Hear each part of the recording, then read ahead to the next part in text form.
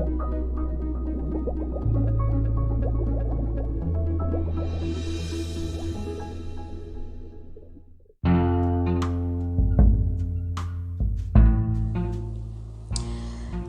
and welcome to Trainer Knows.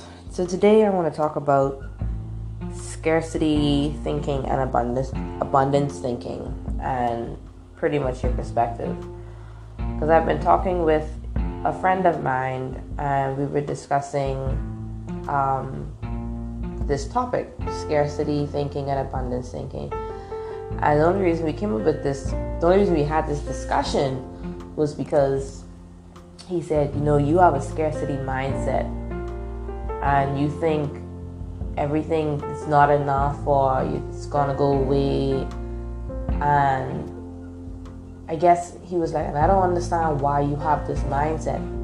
So I decided to do some research, and I was looking at what scarcity mindset or scarcity thinking is.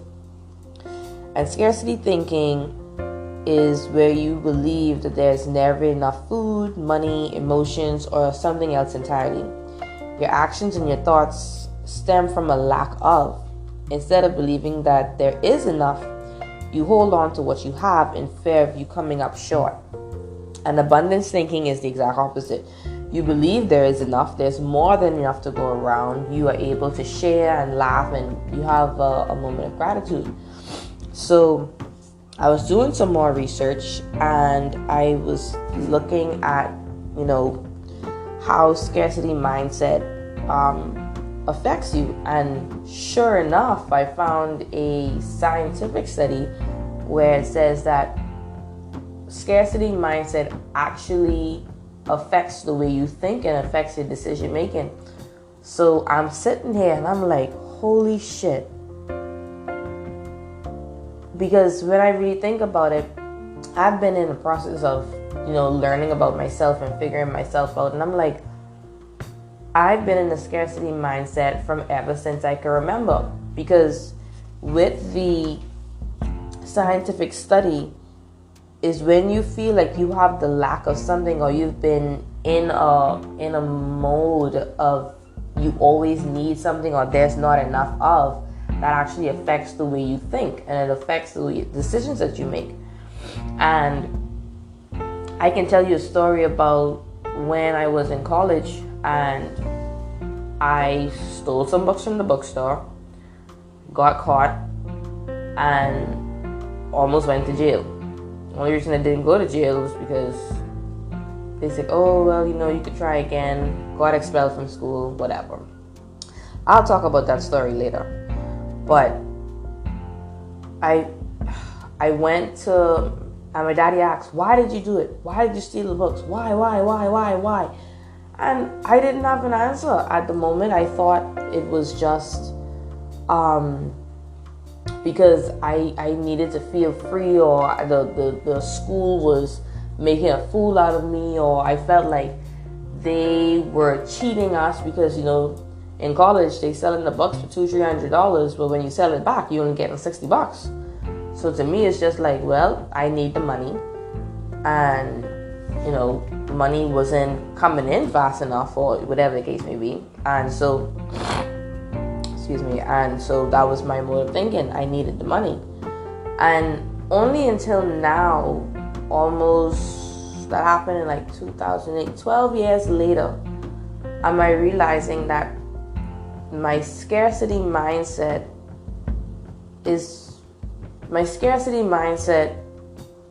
was the mode that I was in. I was in that mode. I was in that frame of mind. I was in that moment of I'm lacking. And because I'm lacking, my decision was, if I take the books out of the bookstore and resell them, I can get the money that I need to get the things that I need. And when I look back at it, my whole childhood, not saying that my childhood was bad or anything, but if I'm being really honest, that we always felt like we were lacking something. If we were lacking money, food, if we wanted something and couldn't get it, it always feel like there was this urge to get the thing that we lacked. And I didn't realize how that affected me until today. So people who have a scarcity mindset, they are less confident in themselves, they are more stressed out, and they're less motivated. And it's a funny thing, because when you really think about it, there is a lot of things are out there, but because of the way we've been taught or the situations that we've been brought up in, we don't see it that way. And unless someone points it out to us that we are in this frame of mind, then we'll never know. I never once thought that this is what it was.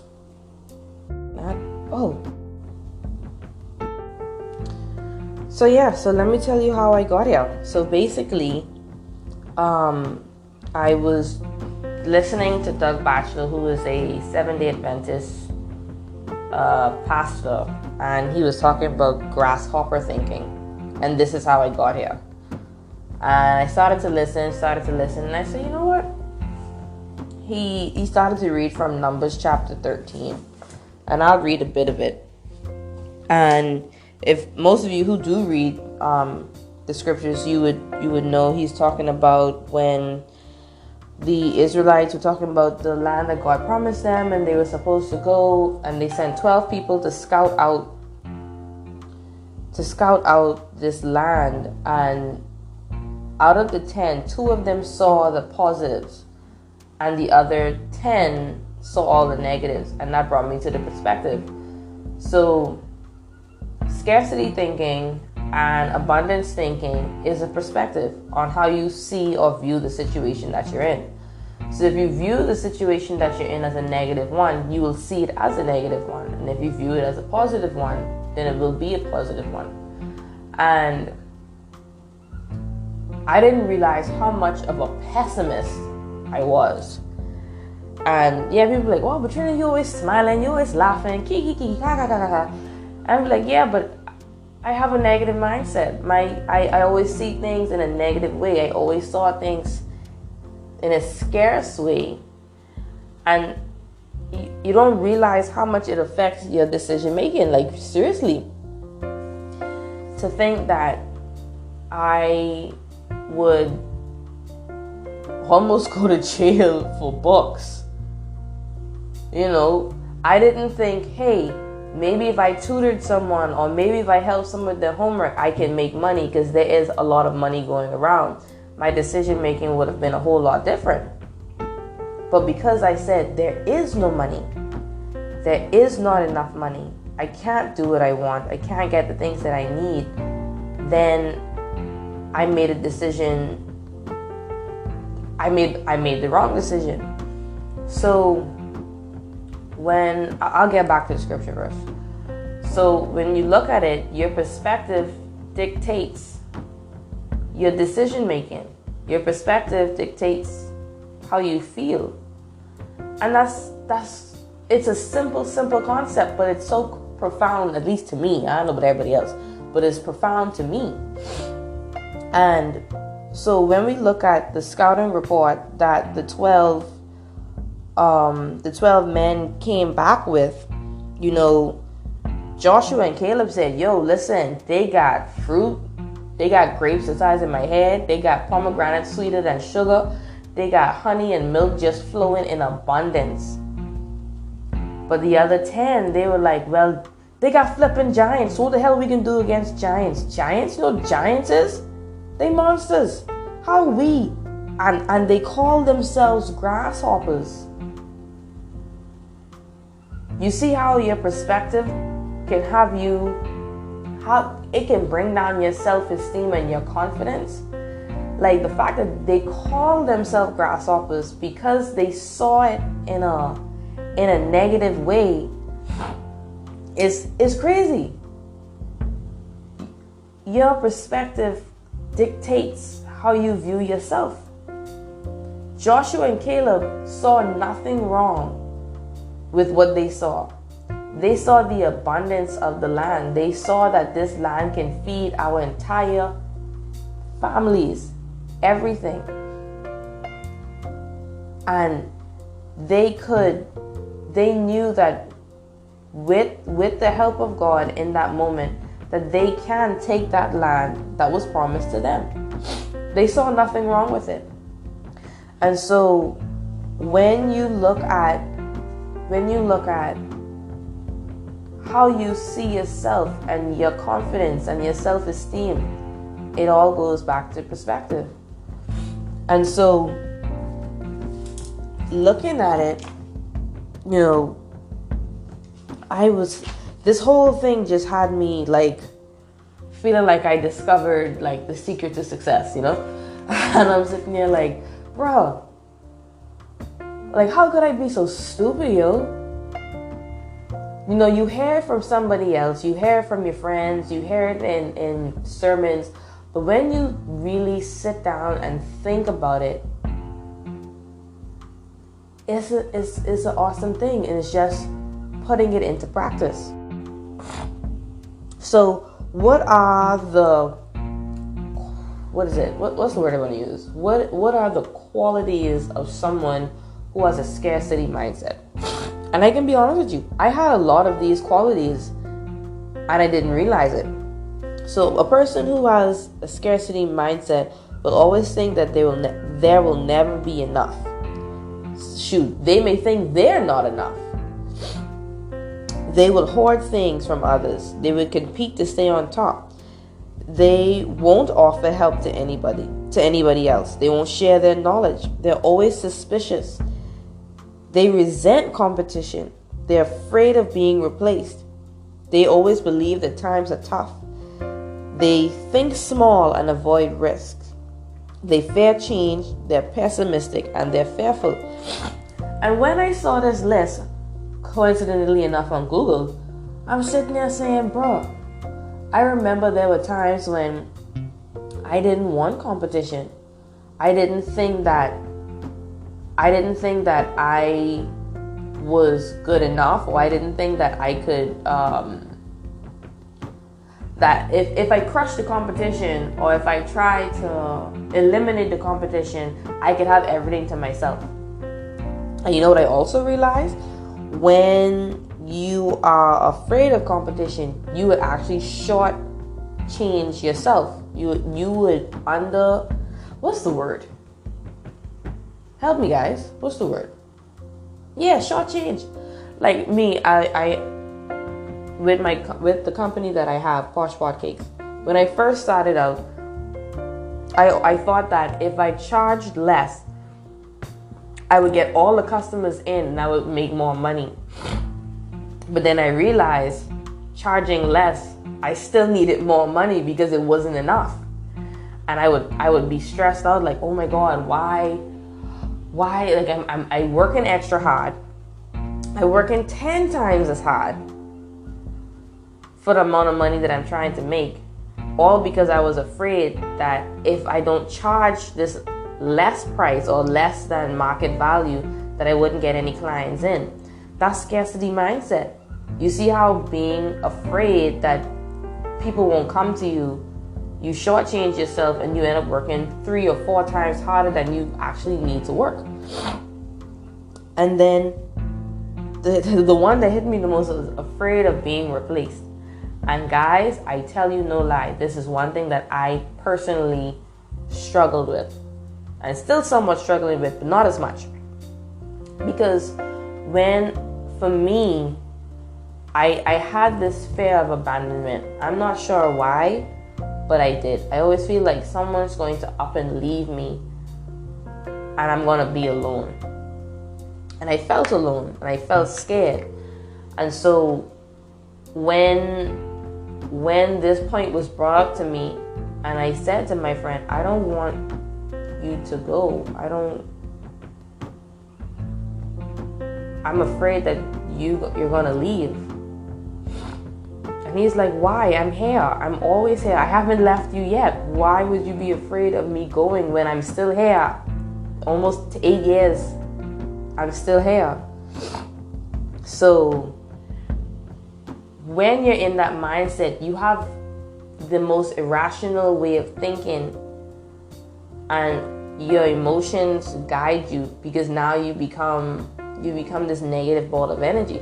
But let's look at abundance thinking, or people who have an abundance mindset. They think that there'll always be more. They are willing to collaborate with people to stay on top. They're not trying to fight someone to stay at the top. They're working hand in hand with people to remain on top. They're generous with others. They have no problems giving because they know that there's so much more to be had. And I want to talk about that. And they welcome competition. They welcome competition because I had someone working with me and it didn't work out, and she's on her own. And my first instinct was, she's going to take all my clients and it's going to be a nasty thing. And I hated that feeling. And I was like, it made me feel some type of way. But as I started to grow, and I realized, you know what? There's a lot of dogs on this mother flipping island. Why am I trying to hoard it all? I can't even do all. What's wrong with me? Why am I thinking that I need to have all the dogs on the island? That's a scarcity mindset. I'm hoarding all of the clients, or I'm trying to hoard all of the clients. I didn't realize my last place of business somewhat taught me that. Subconsciously, they taught me that. And when I heard that she decided to groom again, I was actually happy because I'm like, because to me, this is all she can do. She is an excellent groomer. Why would I want to take out of her mouth? Let her groom. Let her go. Competition is healthy. Because if I fuck up, then she gonna win. And I don't want to lose, but I also don't want her to lose. Competition keeps you on your toes. Competition keeps you growing and evolving as a person. So to me, that was, I was happy. I could care less if she started to groom. Once she's able to take care of her and her children and her family, that's all that matters. A person who also has an abundant mindset freely offers help. Now, the thing with this offering help thing, I always wanted to help people. That was a part of me that I always felt like I should help. And shockingly enough, that got me in trouble. Because every time I helped someone, it turned around and bite me in the ass. So my mode of thinking is, if you don't ask for help, I ain't helping you. And I know it sounds like a cold way of thinking or a cold way of seeing things. But the fact is, sometimes you have to ask to receive. And a lot of people are afraid to ask. So I tell them, if you need help, let me know. So I'm opening the door to say, if you need help, I'll help you. But I ain't chasing you trying to help you. I ain't running behind your ass. No, none of that. Sometimes I still do it, but Another quality of an abundance mindset is you strive to grow. You believe that the best is yet to come. You think big and embrace the risk. You take ownership of change. You're optimistic and you have an air of gratitude. You're always thankful. And I realized that I thought I was thankful.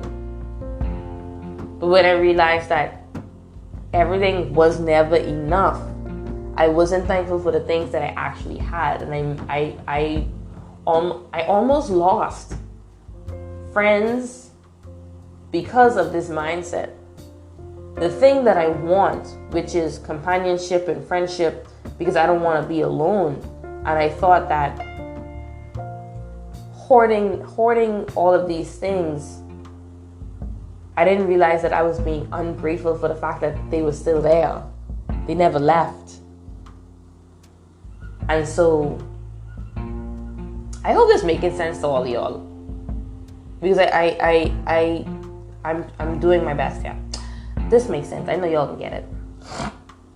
But in a persons with an abundance mindset, they're always thankful. They're thankful for the things that they do have. They're thankful for the people that are around them. And they're thankful for the fact that they're able to give freely. And that's a blessing that no one can take from you. And so I want to read Matthew chapter 6, verse 19 to 30. And I'm flipping through the Bible here because I don't have it on paper. Give me a second.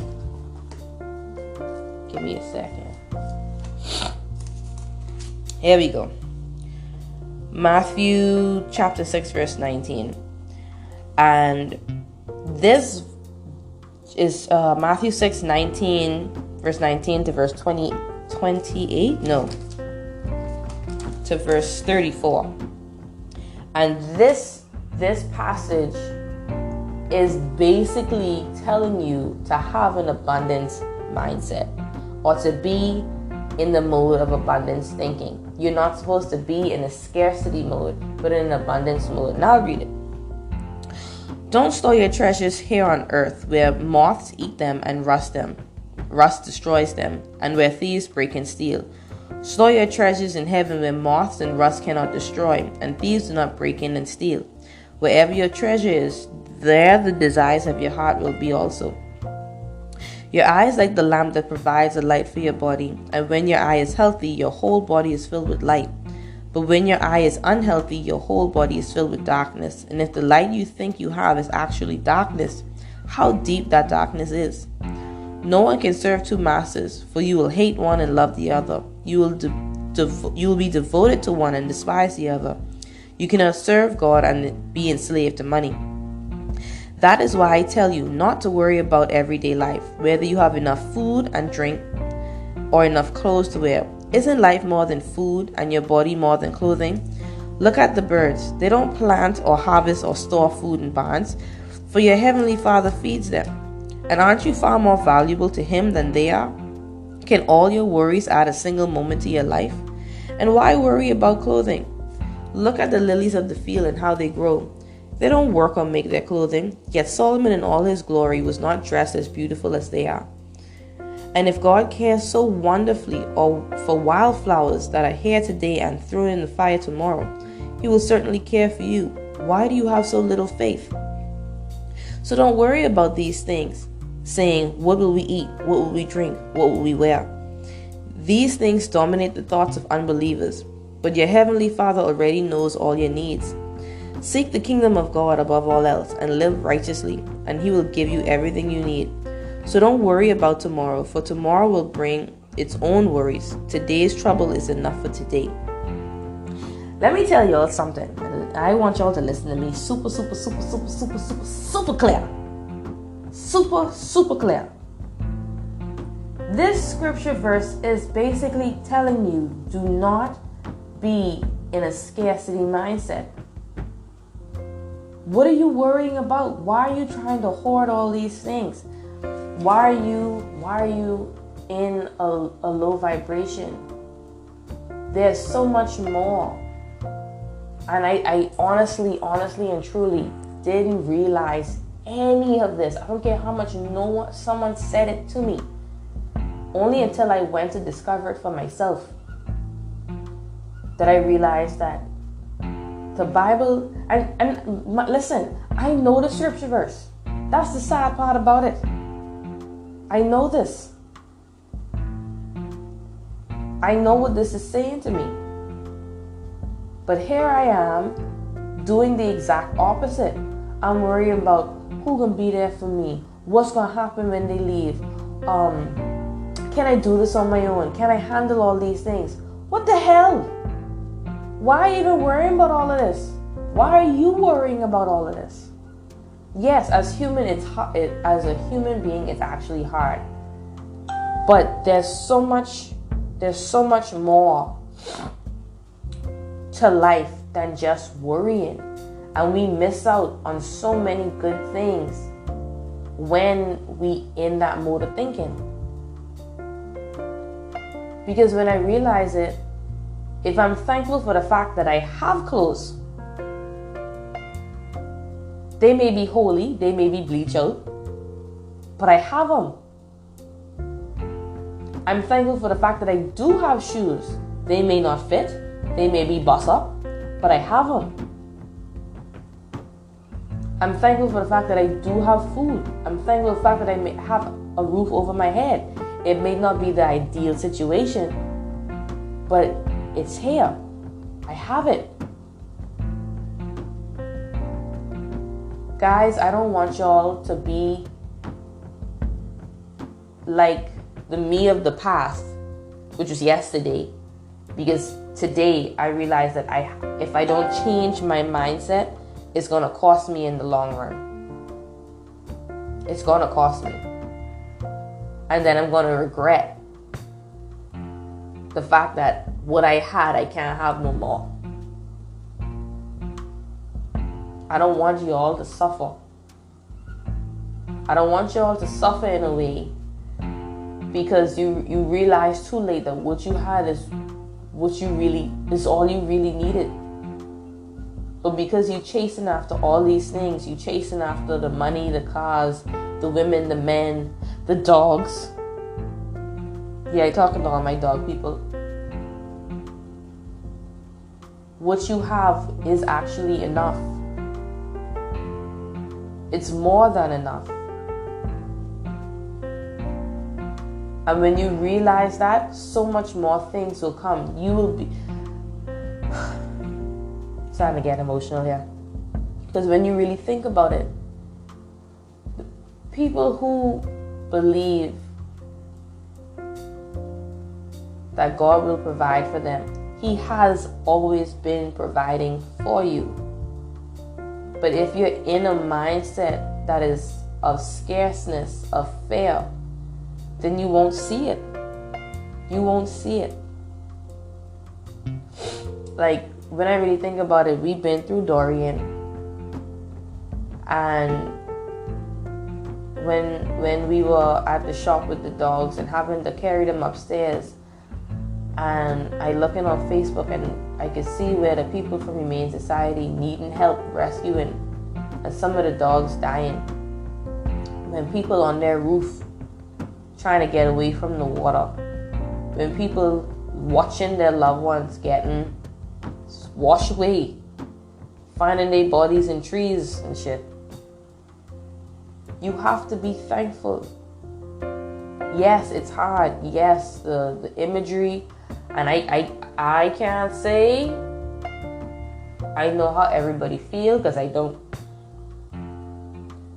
But the fact that you still have life and you still can tell your story and people can see how strong you are even when you're at your weakest. Be thankful. In all things, be thankful. That's what this topic about is today. Yeah, it's about noticing the scarcity mindset.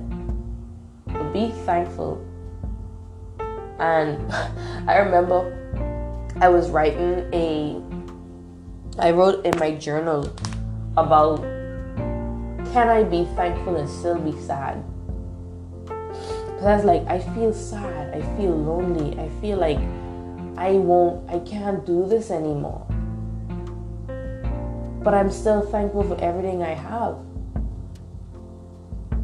And I realized there are a lot of people, and I was seeing it a lot on Facebook too. I gotta stay on Facebook, y'all.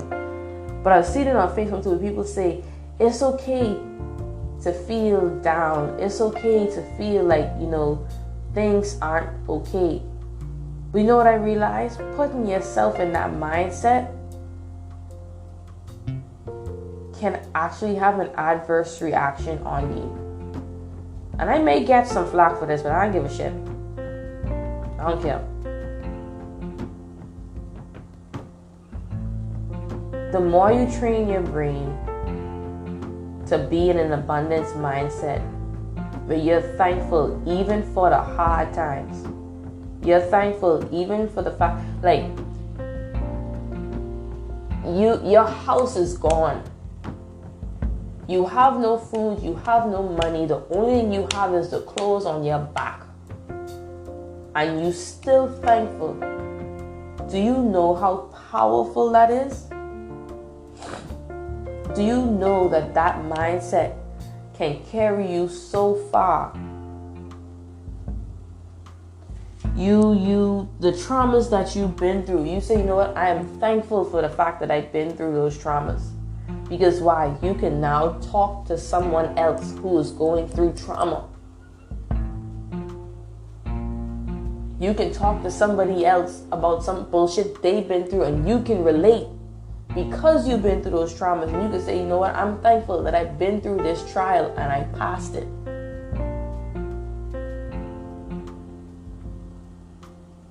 And that's what we're missing. We don't like talking about the hard times. We don't like the feeling because it don't feel good. But understand that you were put through that because one day your testimony, your story, your trials and tribulations gonna help someone else survive. And that's why I'm saying this today. This is my first time making a podcast, and this is what I talk about. And I talking for 31 minutes. And counting. We have to always be in an abundance mindset. It's a work in progress. But I want y'all to think abundantly. Think that there is more. There is more. Always know that there will always be more. There will be more trials. There will be more challenges. There will be more fun times. You don't have to be afraid. You don't have to be afraid of the nightmares that you have in. You don't have to be afraid of what people may say of you. You don't have to be afraid of losing things. Because why? You in the moment. That's what that Bible verse talking about. Don't worry about tomorrow. Tomorrow got its own bullshit. Be in the moment. Look at today. Look at the fact that you are still here today.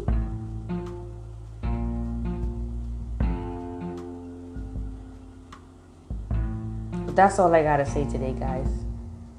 Let's have an abundance mindset. Let's not be in a scarcity mode. Let's think about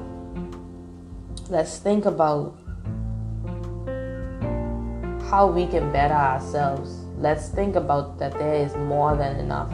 And we have enough. Let's be thankful for everything that we've been through, good and bad. And watch how your perspective and your mindset changes. And watch how your life is going to flourish and grow. So with that being said, thank you for listening. Have a wonderful day.